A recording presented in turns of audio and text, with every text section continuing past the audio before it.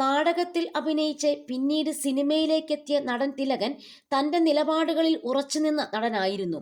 അതുകൊണ്ട് തന്നെ സിനിമയിൽ അഭിനയിക്കുന്നതിൽ പോലും അദ്ദേഹത്തിന് വിലക്കുകൾ നേരിടേണ്ടി വന്നു. താരസംഘടനകളെക്കുറിച്ച് അദ്ദേഹം നടത്തിയ പരാമർശങ്ങളായിരുന്നു ഇതിന് കാരണമായത്.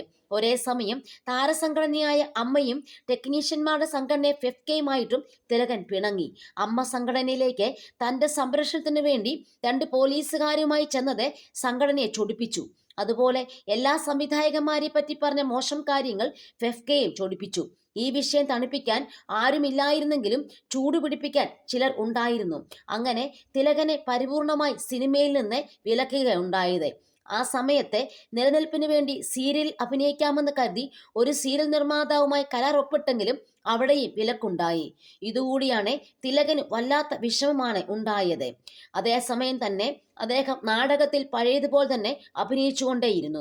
ഇതിനിടയിൽ ശാരീരിക അസ്വസ്ഥതകൾ ഉണ്ടായ തിലകനെ ആശുപത്രിയിൽ പ്രവേശിപ്പിച്ചു. പിന്നീട് സംവിധായകൻ ഷാജി കൈലാസ് ഇടപെട്ടിട്ടാണ് അദ്ദേഹത്തിനെതിരായിട്ടുള്ള സംഘടനാ വിലക്കുകൾ മാറ്റുന്നത്. ശേഷം സംവിധായകൻ രഞ്ജിത്തിന്റെ ഇന്ത്യൻ റുപ്പി എന്ന സിനിമയിലൂടെ തിരിച്ചുവരവ് നടത്തി. ഇന്ന് ന്യൂ ജനറേഷൻ ഏറ്റവും അധികം തിരഞ്ഞെടുക്കുന്ന ലിവിംഗ് ടുഗദർ ജീവിതം സിനിമയിൽ ആദ്യം തുടങ്ങിവെച്ചത് നടൻ തിലകനാണ്.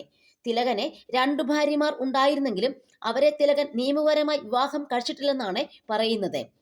നടി ശാന്തയായിരുന്നു തിലകന്റെ ആദ്യ പങ്കാളി. ഈ ബന്ധത്തിൽ ജനിച്ച മക്കളാണ് ഷമ്മി തിലകനും ശോഭി തിലകനും അടക്കമുള്ള താരങ്ങൾ. ഇതിനു പിന്നാലെ സഹതാരമായി അഭിനയിച്ച സരോജവും തിലകന്റെ പങ്കാളിയായി. ഈ ബന്ധത്തിലും നടന് 3 മക്കളുമുണ്ട്.